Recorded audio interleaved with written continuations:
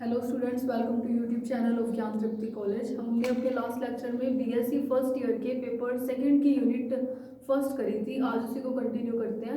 Last वाले lecture में हमने ट्रिपल प्रोडक्ट ऑफ वेक्टर्स किया था। अभी हम करेंगे नेक्स्ट टॉपिक जो कि है फील्ड। फील्ड को हिंदी में बोलते हैं क्षेत्र। तो फील्ड वाला टॉपिक कर रहे हैं। सबसे पहले फील्ड को समझने के लिए मैं आपको एक बेसिक एग्जांपल बताती हूँ। मान लो कि ये सन है, ठीक है। सन से रेडिएशंस निकल रही हैं। अब कोई मान लो यहाँ पर कोई पर्सन खड़ा है, उसको कुछ टेम्परेचर फील हो रहा है, वो मान लिया T1। अब इससे थोड़ी डिस्टेंस पे कुछ और कोई ऑब्जेक्ट है, कोई पर्सन है, उस पर टेम्परेचर मान लिया T2। इससे थोड़ी और पोजीशन पे T3, अगर और देर दूर देखेंगे तो T4। टेम्परेचर बार बार चेंज होगा।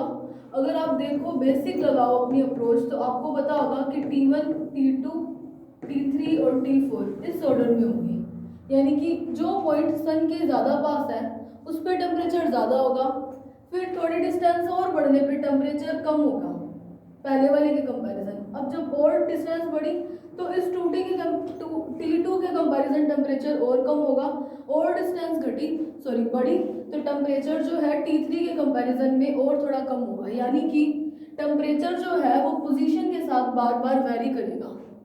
अब आप मान लो कि टेम्परेचर की जगह मैं कोई भी फिजिकल क्वांटिटी ले रही हूँ, कोई भी भौतिक राशि। तो ऐसी भौतिक राशियां, टेम्परेचर भी एक फिजिकल क्वांटिटी है, तो ऐसी भौतिक राशियां जिनका मान पोजीशन के साथ वैरी करे या फिर जो पोजीशन कोऑर्डिनेट पे डिपेंड करे, तो उसी को क्या बोलते हैं? फील्ड। ये सिर्फ समझाने के लिए मैंने एग्जांपल लिया है कि सन से पोजीशन या डिस्टेंस चेंज होने पर किसी भी ऑब्जेक्ट की तो जो फिजिकल क्वांटिटी है यानी कि टेम्परेचर, उसकी वैल्यू बार बार वैरी करेगी। तो फील्ड की डेफिनेशन क्या हो गई कि ऐसी भौतिक राशियां जिनका मान क्या है किसी बिंदु की स्थिति पर निर्भर करता है। अगर पोजीशन चेंज हो रहे हैं, कोऑर्डिनेट्स चेंज हो रहे हैं, तो क्या होगा, वो जो फिजिकल क्वांटिटी है उस पर इफेक्ट पड़ेगा। जैसे कि टेम्परेचर वो कम होता जाता है, तो किसी को क्या बोलते हैं? फील्ड। इसको हिंदी में क्या बोलते हैं? क्षेत्र। और फील्ड दो टाइप का होता है। पहला होता है स्केलर फील्ड, अदिश क्षेत्र, और दूसरा होता है वेक्टर फील्ड, सदिश क्षेत्र। तो अदिश क्षेत्र क्या है? ऐसा क्षेत्र। अब क्षेत्र क्या है वो आपको पता है, फील्ड क्या है वो पता है। अब अदिश क्षेत्र क्या होगा? एक ऐसा क्षेत्र जिसमें फिजिकल क्वांटिटी क्या हो? स्केलर हो। अगर फिजिकल क्वांटिटी स्केलर है तो उस फील्ड को बोलेंगे स्केलर फील्ड। अगर वही फिजिकल क्वांटिटी वेक्टर है तो उसको क्या बोलेंगे? Vector field. अब फिजिकल क्वांटिटी स्केलर कैसे होगी? देखो, अब जैसे मैंने मान लिया कि कोई टेस्ट चार्ज पड़ा है, टेस्ट चार्ज को हम हमेशा पॉजिटिव चार्ज पार्टिकल ले रहे हैं, तो मैंने ले लिया कोई, ये है पॉजिटिव, अंडरस्टूड है, क्यों कोई चार्ज पार्टिकल पड़ा है, ठीक है। अब इस चार्ज पार्टिकल के कारण मान लो ये मैं कुछ सरफेसेस बता रही हूँ, यहाँ पर R1 डिस्टेंस है और इतनी अगर मैं देखूं तो ये क्या है? R2 डिस्टेंस है। अब पोटेंशियल क्या होता है? स्केलर क्वांटिटी है, तो अगर मैं पोटेंशियल देखूं V, वो क्या होगा? KQ ओवर में R1। अब यहाँ पे भी डिस्टेंस R1 है, यहाँ से भी टेस्ट चार्ज की डिस्टेंस R1 है, इस पॉइंट पे देखूं तब भी R1 है, इस पॉइंट पे देखूं तब भी R1, यानी कि हर जगह पे डिस्टेंस R1 है। तो ये क्या है? एक ऐसा सरफेस है, एक ऐसा एरिया है जहाँ पे क्या है, फिजिकल क्वांटिटी की वैल्यू जो है वो यही रहेगी। अब इसको मैं बताऊंगी इसका मीनिंग क्या है। तो ये जो है इस तरीके का जो पोटेंशियल आया, जो कि क्या है? KQ ओवर में R1 क्या थी? डिस्टेंस। अब डिस्टेंस जो है उसके चेंज होने से अगर मैं R3 लूँ तो बार बार क्या है? स्केलर फील्ड की वैल्यू भी चेंज होगी, तो वो फील्ड बन गया, और स्केलर क्वांटिटी होने के कारण क्या हो गया? वो स्केलर फील्ड हो गया। अब इसमें एक चीज आती है, इसी के अपोजिट अगर इलेक्ट्रिक फील्ड है, इलेक्ट्रिक फील्ड क्या होता है? वेक्टर क्वांटिटी होती है, तो इलेक्ट्रिक फील्ड से जो फील्ड बनेगा उसको क्या बोलेंगे? Vector field. तो इसमें एक और चीज आती है, वो होती है सम। अगर अदिश में देख रहे हैं तो सम अदिश पृष्ठ या फिर क्षेत्र बोलते हैं, ठीक है। सम अदिश पृष्ठ या फिर सम का मतलब क्या है, सेम इक्वी स्केलर सरफेस। तो देखो क्या है, अगर मैंने देखा कि यहाँ पर पोटेंशियल मान लो ये V1 लिख दिया मैंने, इधर V1 पोटेंशियल लग रहा है, इस पॉइंट पे देखिए यहाँ पर भी V1 होगा, यहाँ पे भी V1, यहाँ पे भी, यानी कि इस वाली सरफेस पे कहीं भी देख लो पोटेंशियल की वैल्यू V1 होगी, यानी कि जो V है वो क्या होगा, इस सरफेस पे चेंज नहीं होगा। अगर वो चेंज नहीं होगा यानी कि हर जगह पे क्या रहेगा, समान रहेगा, तो ऐसे पृष्ठ को क्या बोलते हैं, सम अदिश पृष्ठ, क्योंकि विभव की वैल्यू क्या है यहाँ पर, या जो स्केलर क्वांटिटी है उसकी वैल्यू क्या है हर बार, या जो फिजिकल क्वांटिटी है उसकी वैल्यू क्या है, सेम आ रही है, तो ऐसे को क्या बोलेंगे, सम अदिश पृष्ठ। ठीक है, एक बार मैं फील्ड और स्केलर वेक्टर दोनों बता देती हूँ। फील्ड क्या है, ऐसा फिजिकल क्वांटिटी जिसकी मान या जिसका जो है, जो पोजीशन के चेंज होने पर बार बार क्या वेरी करे, तो उस फिजिकल क्वांटिटी के कारण बार बार पोजीशन वेरी हो रही है, तो इसी को क्या बोलते हैं, फील्ड बोलते हैं। अब इस फील्ड दो टाइप का होता है, एक स्केलर फील्ड और एक वेक्टर फील्ड। तो स्केलर फील्ड क्या है, एक ऐसा फील्ड जिसमें क्या फिजिकल क्वांटिटी स्केलर लो। अगर मैं समअदिश पृष्ठ लूं तो मैं इस तरीके से इसको यूं शो करते हैं। अब देखो ये क्या है, किस पे डिपेंड कर रहा है, पोजीशन पे डिपेंड कर रहा है। अगर मैं कार्टेशियन कोऑर्डिनेट्स लूं तो वहां पर क्या है, 3D में x, y और z होगा। तो अगर मुझे स्केलर फील्ड शो करना है, यही होगा पोजीशन तो कोऑर्डिनेट्स तो अगर मुझे स्केलर फील्ड शो करना है तो मैं मान लूंगी कि फाई कोई स्केलर क्वांटिटी है, तो उसके लिए स्केलर फील्ड क्या आ जाएगा, फाई x, y, z। अब अगर ये स्केलर क्वांटिटी है तो मतलब इसमें डायरेक्शन जो है उसकी कोई इंपॉर्टेंस नहीं है, या डायरेक्शन का लेना कंसीडर करना हमारे लिए जरूरी नहीं है, क्योंकि स्केलर में डायरेक्शन नहीं चाहिए होती। अब मैं मान लूँ वेक्टर फील्ड, तो मैंने मान लिया कि ए कोई वेक्टर है। अगर ए वेक्टर है और वो फील्ड है तो वो भी क्या होगा, पोजीशन पे डिपेंड करेगा। तो इसमें क्या है, मुझे वैल्यू के साथ साथ डायरेक्शन भी देखनी पड़ेगी। जैसे इलेक्ट्रिक फील्ड, पॉजिटिव चार्ज के कारण अगर कोई इलेक्ट्रिक फील्ड क्या होता है, प्लस टू माइनस होता है, यही उसकी डायरेक्शन होती है। तो देखो अगर चार्ज पार्टिकल आ रहा है, अगर हम इलेक्ट्रिक फील्ड की डायरेक्शन चेंज कर देंगे तो उससे भी चार्ज पार्टिकल की मोशन पे इफेक्ट पड़ेगा। अगर वो मान लो चार्ज पार्टिकल यूं आ रहा है, यहाँ पे पॉजिटिव है, टेस्ट चार्ज पार्टिकल आ रहा है, अब पॉजिटिव के कारण उसको रिपल्शन मिलेगा, तो उसकी मोशन जो है कुछ इस तरीके से जाएगी। और अगर इसके अपोजिट में ये फील्ड चेंज कर दूं तो उसकी मोशन ऊपर की ओर बेंड होने लगेगी, तो वो फील्ड की डायरेक्शन पे शो कर रहा है। तो अगर मैं फील्ड को शो करूंगी तो मैं इन तरीके से शो करूंगी कि फाई जो है वो फाई एक्स कोमा वाई है, और जेड क्या है, ए क्या है, कोई स्केलर वेक्टर फील्ड है, तो वो ए एक्स कोमा वाई है। अब मैं आपको ये सरफेस बता रही हूँ कैसे बनाते हैं। ये मैंने कोई सिस्टम ले लिया, उसके अंदर मैंने मान लिया कि इस टाइप की ये क्या है, कोई फाई स्केलर फील्ड के लिए एक फील्ड है, जहाँ पे क्या स्केलर फील्ड की वैल्यू इस वाले सरफेस पे सिर्फ सेम रहेगी, सिर्फ इस सरफेस पे। एक और ले लेंगे जिसपे स्केलर फील्ड क्या है, फाई प्लस डेल फाई या डी फाई ले लो, इसको ले लो S1 और इसको ले लो S2। तो ये जो सरफेस है, इस वाली सरफेस पे अगर स्केलर की वैल्यू जो है, वो स्केलर फील्ड है वो सेम रहता है, तो उसको क्या बोलते हैं, सम अदिश विभव, या सॉरी सम अदिश पृष्ठ। कि यहाँ पे चाहे यहाँ कोई पॉइंट कंसीडर कर लो, वहां पे आप देख लो, यहाँ पे देख लो फील्ड, इस पॉइंट पे देख लो, तो ऐसा पृष्ठ जिसपे अदिश फील्ड की वैल्यू, स्केलर फील्ड की वैल्यू सेम रहेगी, उसको क्या बोलेंगे, सम अदिश पृष्ठ। इसमें डायरेक्शन ही चाहिए होती है। इसी के अपोजिट अगर हम देखें वेक्टर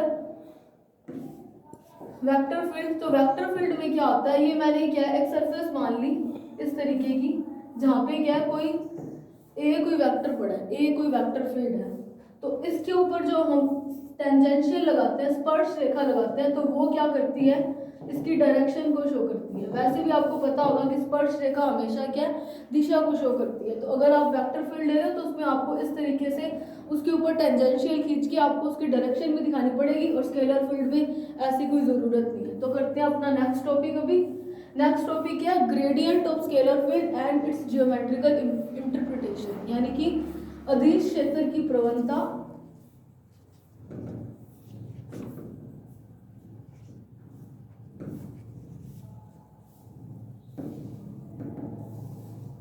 एंड इट्स जियोमेट्रिकल को मैंने एक बार जियो लिख दिया, और इंटरप्रिटेशन को मैंने यही लिख दिया शॉर्ट में। ठीक है क्या अदिश क्षेत्र की प्रवणता और इसका ज्यामिति यानी कि किस तरीके से इसे जियोमेट्रिकली इंटरप्रिटेट करते हैं, वो इसको प्योर हिंदी में बोलते हैं ज्यामिति निर्वचन। तो इसके लिए क्या है, सबसे पहले आपको पता आना चाहिए कुछ ऑपरेटर्स। एक होता है डेल ऑपरेटर, इसके ऊपर चाहे आप वेक्टर लगाओ चाहे ना लगाओ, ये अंडरस्टूड है कि ये जो होता है वेक्टर क्वांटिटी है, इसको क्या बोलते हैं, डेल ऑपरेटर।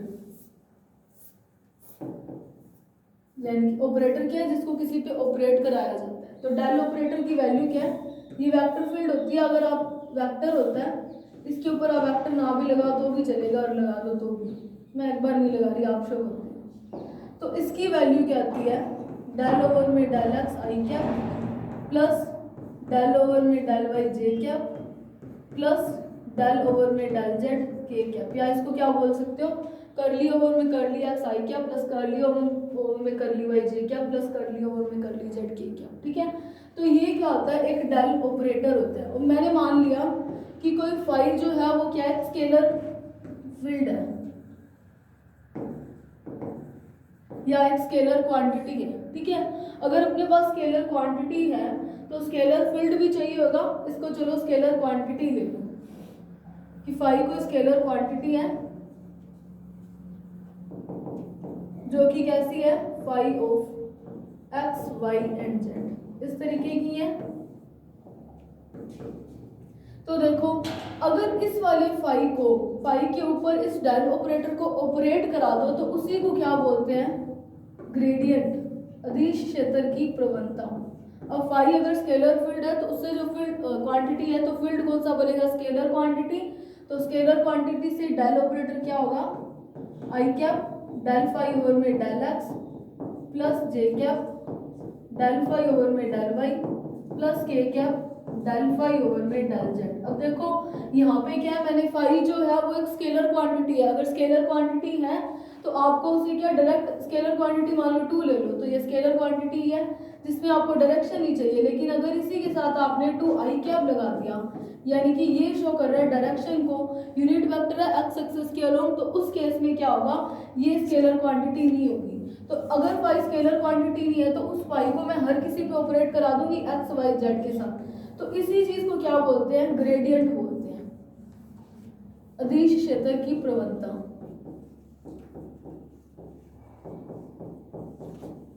इसी को क्या बोलते हैं, ग्रेडियंट या फिर अदिश क्षेत्र की प्रवणता। तो ये जो डेल ऑपरेटर है इसकी वैल्यू आपको याद होनी चाहिए। और इस डेल ऑपरेटर को जब किसी स्केलर क्वांटिटी पे ऑपरेट कराया जाता है तो उसको क्या बोलते हैं, अदिश क्षेत्र की प्रवणता। तो अभी ये होती क्या है वो देखते हैं इसका ज्योमेट्रिकल इंटरप्रिटेशन। तो देखो मैंने क्या करना है, मैंने मान लिया कि ये कोई फ्रेम है, पोजीशन पे तो डिपेंड करेगा इसीलिए मैंने फ्रेम ले लिया। और मैंने मान लिया कि फाई कोई एक स्केलर क्वांटिटी है इस तरीके से, और एक और स्केलर क्वांटिटी है फाई प्लस डेल फाई। अब देखो ये जो स्केलर क्वांटिटी होती है इसकी ग्रेडियंट हमेशा मैक्सिमम तभी होती है जब ये क्या परपेंडिकुलर हो या फिर क्या नॉर्मल डायरेक्शन में हो। ठीक है, तो इसी केस में ये मतलब मैक्सिमम होती है, या फिर आप इसको सिंपल वर्ड्स में बोल सकते हो जब ये जो हमारा यूनिट वेक्टर है उसी के डायरेक्शन में, क्योंकि यूनिट वेक्टर हमेशा क्या होता है, परपेंडिकुलर होता है क्रॉस प्रोडक्ट में। तो देखो हमने क्या मान लिया कि फाई और फाई प्लस डेल फाई जो है दो अदिश क्वांटिटी है, और ये मैंने मान लिया कि कोई S1 और S2 क्या दो सम अदिश पृष्ठ है। अब सम अदिश पृष्ठ क्या, वो मैंने आपको बता दिया था कि ऐसा सरफेस जिसपे कोई भी पॉइंट ले लो हर पोजीशन पे इस फाई की वैल्यू जो क्वांटिटी है स्केलर क्वांटिटी उसकी वैल्यू क्या है, सेम रहेगी। तो ये ले लिया, ये मैंने इस तरीके से कोई 2D में कोई फ्रेम ले लिया। ठीक है, तो मैंने क्या ले लिया, O से मान लो P डिस्टेंस पे कोई पोजीशन पे कोई ऑब्जर्व कर रहे हैं हम कि स्केलर क्वांटिटी की वैल्यू क्या है, कोई P पॉइंट ले लिया जो कि S1 पृष्ठ पे है। तो इसके लिए तो स्केलर क्वांटिटी की वैल्यू फाई आएगी, और इस वाले पृष्ठ पे मैंने ले लिया कि कोई क्वांटिटी पड़ी है Q, तो उसकी देख लेते हैं। उसके लिए क्या होगा, फील्ड की value phi plus del phi. तो देखो O के रिस्पेक्ट मैंने मान लिया पोजीशन वेक्टर है R वेक्टर, और इसके रिस्पेक्ट मैंने मान लिया R प्लस डेल R। ठीक है, पोजीशन मैंने मान ली ये आर पे पड़ी है और ये आर प्लस डेल आर पे पड़ी है। तो अगर मैं इस तरीके से लूँ तो इन दोनों के बीच की डिस्टेंस क्या आ जाएगी, del r plus r, del r में से आर माइनस होगा, डेल आर ही होगा। तो अब देखो ये तो क्या था, इस सरफेस S2 पे मैंने क्यू पॉइंट पे देख लिया कि फील्ड की वैल्यू क्या आ रही है। अब हम क्या करेंगे कि कोई एक और इस P से थीटा एंगल पे कंसीडर करेंगे। P के परपेंडिकुलर पहले तो क्या होगा, नॉर्मल वेक्टर होगा, ठीक है।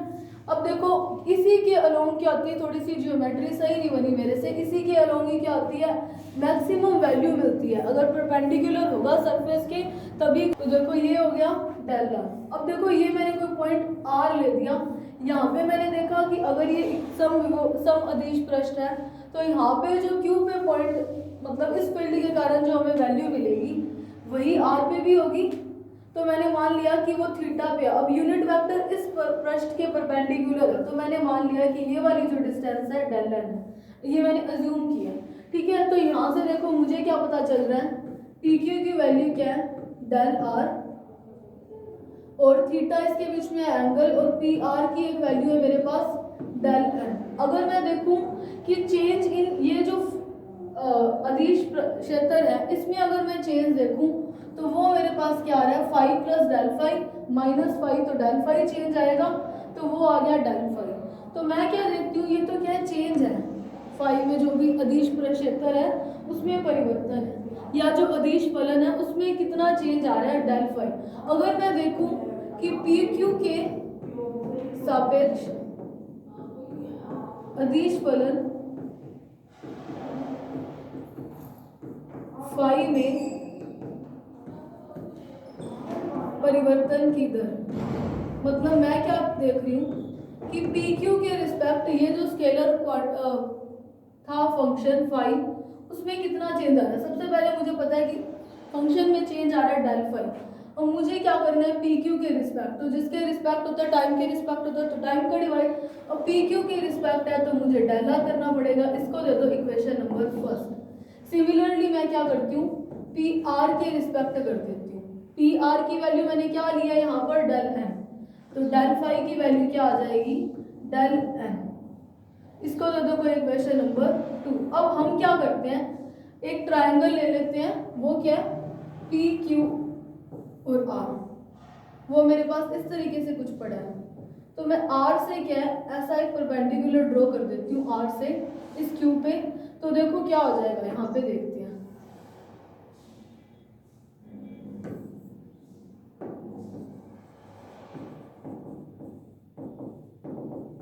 तो देखो क्या होगा, मैंने क्या ले लिया, ये मेरे पास डेल आर पड़ा है, ये डेल एन पड़ा है, ठीक है। तो यहाँ से मैंने क्या किया, एक परपेंडिकुलर ड्रॉ कर दिया, ठीक है। अब ये अगर परपेंडिकुलर ड्रॉ करें तो 90 के सामने वाला क्या हो जाएगा, एच हो जाएगा, और थीटा के सामने वाला लंब, तो ये हो गया आधार। तो मेरे पास बेस क्या है, डेल एन, मैं कोस थीटा निकाल रही हूँ, तो कोस थीटा देखो क्या आ जाएगा यहाँ से, डेल एन ओवर में डेल आर, क्योंकि यहाँ पे अभी बेस डेल एन बन जाएगा और डेल आर इस 90 एंगल के सामने होने के कारण क्या हो जाएगा, करण बन जाएगा, तो वो मैंने डेल आर लिख दिया डिवाइड में। तो मेरे पास ये कोस थीटा की एक वैल्यू आ गई, del n is equals to del r cos of theta. तो देखो इक्वेशन फर्स्ट में मैं अगर ये वैल्यू पुट करूँ तो देखो मेरे पास क्या आएगा, इक्वेशन फर्स्ट में पुट करें, इक्वेशन फर्स्ट मेरे पास क्या है, डेल फाई ओवर में डेल आर, तो वो क्या आ जाएगा, डेल फाई ओवर में, मुझे पता है कि डेल एन मेरे पास आया है del r cos of theta, ये डेल है, इसको एस मत मान लेना, ठीक है। तो डेल आर की अगर मैं वैल्यू देखूं तो क्या आएगा, डेल एन ओवर में कोस थीटा, तो डेल एन ओवर में कोस थीटा था, उसको मैंने ऊपर भेज दिया। अब अगर मुझे इफ मैं लूं कि थीटा जो है, देखो मुझे पता है कि कोस थीटा की जो मैक्सिमम वैल्यू होती है वो क्या होती है, 1, मैक्सिमम वैल्यू तो 1 होती है कोस की। तो इसका मतलब अगर मैं कोस थीटा की मैक्सिमम वैल्यू लिखूं तो मैंने एक बार डेल फाई को इस तरीके से लिख दिया, आप हर जगह पे ये लिख देना, ये लिखने में इजी हो रहा है ये वाला, ठीक है, हर जगह पे चाहे यही लिखते हैं। तो ये क्या है, मैक्सिमम कितना आएगा, डेल फाई ओवर में डेल एन। मैक्सिमम कब होगा? जब ये जो cos थीटा है वो क्या हो जाए 1। तो इसको क्या बोलते हैं? इसी को क्या बोलते हैं? अदिश क्षेत्र की प्रवणता। अदिश क्षेत्र की प्रवणता क्या है? एक सेकंड। अदिश क्षेत्र की प्रवणता क्या है? जब अदिश क्षेत्र की वैल्यू जो है वो मैक्सिमम हो जाए या फिर जो अदिश क्षेत्र है उसमें परिवर्तन मैक्सिमम हो जाए, परिवर्तन की दर मैक्सिमम हो जाए। ये फलन था अदिश फलन, इसमें जब चेंज जो है वो मैक्सिमम हो गया तो उस केस को क्या बोलते हैं? अदिश क्षेत्र की प्रवणता। अब मैंने बोला था कि अदिश क्षेत्र की प्रवणता को ग्रेडियंट ऑफ फाई, फलन फाई लिया तो ग्रेडियंट ऑफ फाई से भी शो करते हैं, और ग्रेडियंट ऑफ फाई क्या होता है? डेल फाई, यही होता है। और हमें क्या पता है कि इसकी वैल्यू मैक्सिमम कब होगी? मैंने आपको बोला था जब यूनिट वेक्टर के अलोंग होगी। अगर मैं यूनिट इस ग्रेडियंट ऑफ फाई की, देखो ग्रेडियंट ऑफ फाई के लिए मुझे एन कैप जो है वो क्या दिखा रहा है? डायरेक्शन को दिखा रहा है, एन कैप लगाया है। अगर मैं किसी चीज में यूनिट वेक्टर लगा रही हूँ तो इसका मतलब क्या है? वो कोई वेक्टर क्वांटिटी है। तो मैं ग्रेडियंट ऑफ फाई में एन कैप क्यों लगा रही हूँ? उसको वेक्टर क्वांटिटी क्यों बना रही हूँ? तो देखो कैसे, मुझे पता है कि डेल ऑपरेटर की वैल्यू क्या है? ये जे कैप चाहे इस साइड लिख दो चाहे इधर लिख दो, उसमें कोई प्रॉब्लम नहीं है। ये जेड है, इस तरीके की होती है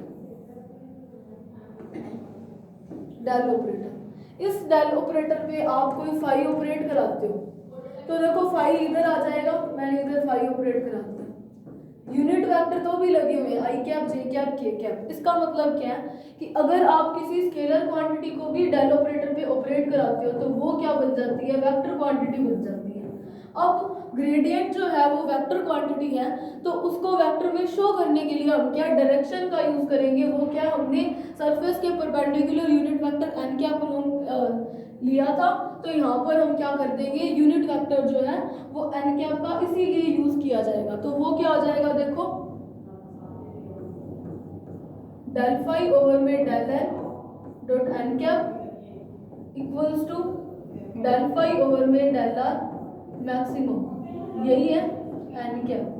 जब अदिश फलन की वैल्यू जो है अदिश फलन में परिवर्तन मैक्सिमम हो जाए या अदिश क्षेत्र में परिवर्तन मैक्सिमम, अदिश क्षेत्र जो नहीं है फाई फलन है उसमें चेंज मैक्सिमम हो जाता है तो उसको बोलते हैं ग्रेडियंट ऑफ फाई। अब ग्रेडियंट ऑफ फाई में हमें एन कैप या फिर यूनिट वेक्टर यूज करने की जरूरत क्यों पड़ी थी? क्योंकि जो ग्रेडियंट या फिर डेल ऑपरेटर किसी स्केलर में भी ऑपरेट कराते हैं तो वो क्या बन जाती है? वेक्टर क्वांटिटी बन जाती है। इसीलिए हमने क्या करा दिया था? इस पे डेल ऑपरेटर जो है वो ऑपरेट करा दिया था। ठीक है, अब ये हमारे पास हो गया कि ग्रेडियंट ऑफ फाई जो है वो होता क्या। ठीक है, अगर इसी अकॉर्डिंग मुझे ग्रेडियंट ऑफ पोटेंशियल निकालना पड़े तो वो क्या आ जाएगा? Del we. डेल फाई की जगह मेरे पास फील्ड क्या है? फंक्शन क्या है? डेल फाई, ये हो जाएगा। तो जो फंक्शन होगा, सॉरी जो स्केलर फंक्शन होगा, स्केलर का ही ग्रेडियंट निकालते हैं, तो जो स्केलर फंक्शन होगा उसी का ग्रेडियंट जो है बस फाई की जगह वो वाला स्केलर फंक्शन पुट कर दो तो वो उसका ग्रेडियंट बन जाएगा। ठीक है, इसी टाइप से अगर आपको किसी और फिजिकल क्वांटिटी जो कि स्केलर हो उसका ग्रेडियंट निकालना है तो उसका ग्रेडियंट निकालने का भी यही तरीका है। तो ये था ग्रेडियंट क्या है। अभी देखते हैं इसका नेक्स्ट ज्योमेट्रिकल इंटरप्रिटेशन, या फिर इसको कार्टेशियन कोऑर्डिनेट्स में शो करना है तो कैसे करेंगे। तो देखो अब इसको मैं कोऑर्डिनेट्स में शो कर रही हूँ। तो ग्रेडियंट ऑफ फाई मेरे पास क्या आया है? डेल फाई ओवर में del n dot n cap आया है, ये आया है। मैं क्या करती हूँ, दोनों साइड डी आर का या डेल आर का क्या करा देती हूँ? डॉट प्रोडक्ट कराती हूँ। मैं डेल की जगह डी लिख दूँ तब भी कोई फर्क नहीं पड़ेगा, कोई फर्क नहीं पड़ेगा। ये तो है, तो फंक्शन के डेरिवेटिव्स या चेंज ही है तो मैंने वो डी लिख दिया। तो ग्रेडियंट ऑफ फाई को आप इस तरीके से GRAD ग्रेड फाई या फिर डेल फाई से शो कर सकते हो। मैंने डी आर का डॉट प्रोडक्ट कराया तो वो मेरे पास क्या है? डेल फाई ओवर में del n cap dot d r. और मुझे पता है मैंने थीटा क्या लिया था? डी आर ओवर में डेल आर और डेल एन में थीटा लिया था एंगल। तो यहाँ पर मैं क्या लिख सकती हूँ?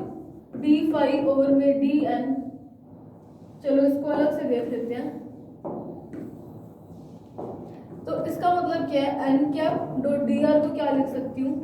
डी आर कॉस थीटा लिख सकती हूँ। यूनिट वेक्टर की वैल्यू 1 हो सकती है, तो मैंने वो एन कैप जो है कंसीडर नहीं किया। अब इस वाली इक्वेशन में ये थीटा क्यों लिया, क्योंकि इनके बीच मैंने एंगल थीटा लिया और मुझे ये पता चला कि डेल एन जो है वो डेल आर कॉस थीटा के इक्वल है।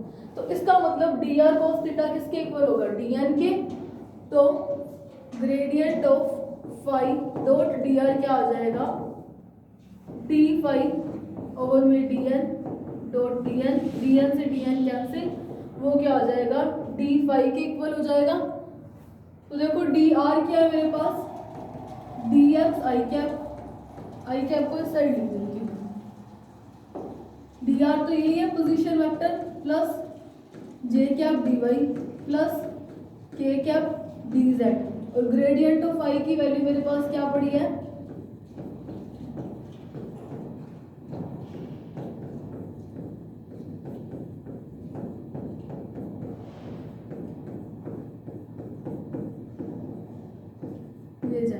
और डी फाई की वैल्यू क्या हो जाएगी, डी फाई हो जाएगी, क्योंकि वो क्या है, एक स्केलर क्वांटिटी है। तो यहाँ से देखो अगर मैं ये निकालूं इनका डॉट प्रोडक्ट, तो मेरे पास क्या हो जाएगा, इनका डॉट करती हूँ, आई कैप का डॉट 1 होता है, इसका इनके साथ करेंगे तो 0 हो जाएगा। तो इसकी वैल्यू देखो क्या आ जाएगी, डेल फाई ओवर में del x dot d x plus del phi del y d y plus del phi over में डेल जेड डी जेड। तो ये क्या हो जाएगी, डी फाई की वैल्यू हो जाएगी। तो यही क्या है, ग्रेडियंट ऑफ फाई। तो आज के लिए इतना ही, बाकी हम अपने नेक्स्ट लेक्चर में करेंगे। So thank you very much.